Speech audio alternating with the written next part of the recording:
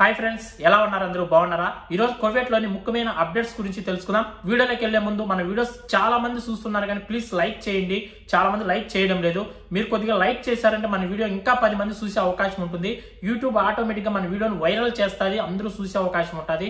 అలాగే కొత్త వాళ్ళు ఎవరైనా చూస్తుంటే ప్లీజ్ సబ్స్క్రైబ్ చేసుకొని పక్కన ఉన్న బెల్ ఐకాన్ ఆన్ లో పెట్టుకోండి. మన పెట్టే వీడియోస్ మీకు ముందుగానే నోటిఫికేషన్ అనేది వస్తూ ఉంటుంది. కొద్దిగా నన్ను కూడా సపోర్ట్ చేయండి. మీ సపోర్ట్ అనేది నాకు ఇంకా చాలా చాలా అవసరం. ఇంకా వీడియోలోకి వెళ్ళిపోదాం. ఫస్ట్ అప్డేట్ వచ్చి కువైట్ లో పింతాస్ ఏరియాలో ఒక ఇంట్లో పనిచేస్తున్న హౌస్ డ్రైవర్ ఉరేసుకొని ఆత్మహత్య చేసుకోవడం అయితే జరిగింది. వివరాల్లోకి వెళ్ళినట్లయితే వాళ్ళ యజమాని అంటే వాళ్ళ సేటు తెల్లారి 10 సార్లు ఫోన్ చేసినా కూడా ఫోన్ ఎత్తకపోవడంతో డోర్ తెరిచి చూడంగా అతను ఒక తాడుకు వేలాడుతూ కనిపించడం అయితే జరిగింది. వెంటనే పోలీసు వాళ్ళకు ఫోన్ చేసి పోలీసు వాళ్ళు వచ్చి అక్కడికి చూడగా అప్పటికే ఫోన్ కూడా పదే పదే రింగ్ అవుతూనే ఉన్నదంట. అతని ఫోన్ అనేది ఏమైనా కుటుంబ సమస్యలు కారణంగానే ఇతను ఆత్మహత్య చేసుకుని ఉండొచ్చని పోలీసు అధికారులు కూడా తెలియజేయడం అయితే జరుగుతుంది.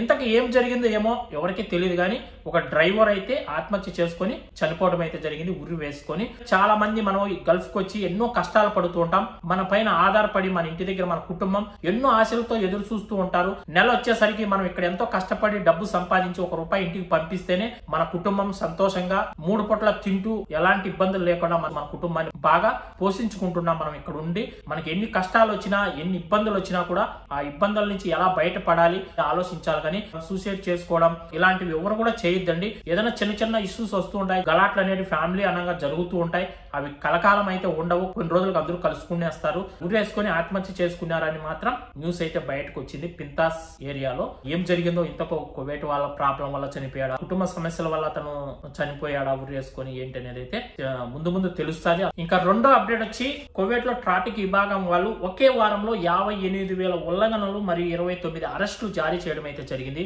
కువైట్ లో అయితే చెకింగ్ అయితే ఆగడం లేదు. ప్రతిరోజు ఎక్కడో తిక్కు చెకింగ్ అయితే జరుగుతూనే ఉంది. రీసెంట్ గా నిన్న జాబర్ అల్ అహ్మద్ లో కూడా చెకింగ్ నిర్వహించడం అయితే జరిగింది. ఈ చెకింగ్ లో చాలా మంది అకామాలు లేని వాళ్ళను, లైసెన్స్ లేని వాళ్ళను, పారిపోయిన వాళ్ళను, వీళ్ళందరినీ చాలా మందిని అయితే అరెస్ట్ చేయడం అయితే జరిగింది. చాలా చాలా జాగ్రత్తగా కువైట్ లో అయితే మనం పనులు చేసుకోవాల్సి ఉంటుంది. మీరు బయట వెళ్ళినా కూడా ఖచ్చితంగా సివిల్ ఐడి అనేది కంపల్సరీగా జోబీలో పెట్టుకొని వెళ్ళండి. ఒకవేళ మీ దగ్గర సివిల్ ఐడి లేకపోయినా మీ ఫోన్ లో ఖచ్చితంగా మొబైల్ ఐడి యాప్ డౌన్లోడ్ చేసుకొని పెట్టుకోండి. వాళ్ళు ఒకవేళ అడిగినా కూడా మన ఫోన్ లో మొబైల్ ఐడి ఆన్ చేసి చూపించినా కూడా సరిపోతుంది. అకామాలు లేని వాళ్ళు ఇంకా చాలా మంది కువైట్ లో అయితే ఉన్నారు. కొద్దిగా జాగ్రత్తగా పనులు చేసుకోండి. ఏ టైంలో ఎక్కడ చెకింగ్ ఉంటుంది ఎవరికీ తెలియదు. బస్సులు కూడా ఆపి చెకింగ్ చేస్తున్నారు. అదే విధంగా మనం వెళ్ళే వెహికల్స్ ఆపి చెకింగ్ చేస్తున్నారు. చాలా మందిని అయితే అరెస్ట్ చేశారు ఈ మధ్య కాలంలోనే. నిన్న కూడా చాలా మందిని అయితే అరెస్ట్ చేయడం అయితే జరిగింది. కొద్దిగా జాగ్రత్తగా ఉండండి. కువైట్ లో ఎవరైనా సరే అకామాలు లేని వాళ్ళు, పారిపోయిన వాళ్ళు, అకామా టైం అయిపోయినా కానీ ఇంకా అకామాలు రెన్యూల్ చేయించుకోకుండా ఉన్నా తొందరగా అకామాలు రెన్యూల్ చేయించుకోండి. ఏం రేపు మన్నాడు చేయించుకుందామని అనుకోకుండా తొందరగా మీ అకామాను రెన్యూల్ చేసుకోవడానికి ట్రై చేయండి. ఇంకొక విషయం ఏమిటంటే చాలా మంది ఈ మధ్య నాకు కామెంట్లు చేస్తున్నారు. నిన్న అయితే ఎక్కువ వచ్చాయి కామెంట్స్. అన్న, మనం ఎక్కడైనా రోడ్డు పైన వెళ్ళేటప్పుడు పోలీసులు మన వెహికల్ ఆపి మన లైసెన్స్ దప్తర్ 2 అడిగినప్పుడు ఒకవేళ మన లైసెన్స్ టైం అయిపోతే ఏం చేస్తారన్న అని చాలా మంది అడిగారు. మన లైసెన్స్ వ్యాలిడ్ గా లేకపోతే ఖచ్చితంగా 150 దినార్ల నుంచి 300 దినార్ల వరకు మనకు ఫైన్ అనేది విధిస్తారు.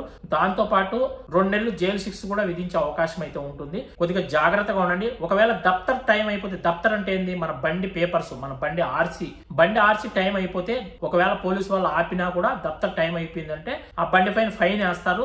లేదంటే బండిని తీసుకెళ్లి పోలీస్ స్టేషన్ లో పెట్టండి అని చెప్తారు. కానీ మనల్ని అరెస్ట్ చేయడం అలాంటిది ఏం చేయరు. మన లైసెన్స్ ఒకవేళ వ్యాలిడ్ గా లేకపోతే మాత్రం ఖచ్చితంగా మన పైన 150 దినాల నుంచి 300 దినాల వరకు ఫైన్ వేస్తారు. 2 నెలల వరకు జైలు శిక్ష విధించే అవకాశం కంపల్సరీగా ఉంటుంది. మనం ఎక్కడైనా రోడ్డు మీద వెళ్తున్నాం, కెమెరా కొట్టినా గానీ లేదా రెడ్ సిగ్నల్ క్రాస్ చేసినా గానీ ఒకే సంవత్సరంలో మన లైసెన్స్ పైన 2 ఫైన్స్ వచ్చినాయంటే మన లైసెన్స్ కూడా 1 సంవత్సరం వరకు క్యాన్సిల్ చేసేస్తుంది.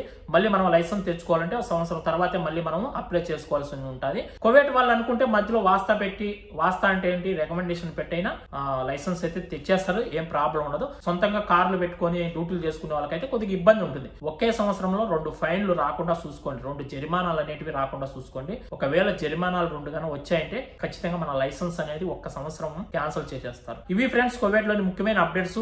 ఇంకా ఎవరైనా లైక్ చేయకుండా ఉంటే లైక్ చేయండి, అలాగే సబ్స్క్రైబ్ చేయకుండా ఉంటే సబ్స్క్రైబ్ చేయండి. మరొక మంచి వీడియోతో మళ్ళీ కలుసుకుందాం. అందరికి బాయ్ ఫ్రెండ్స్, జై హింద్.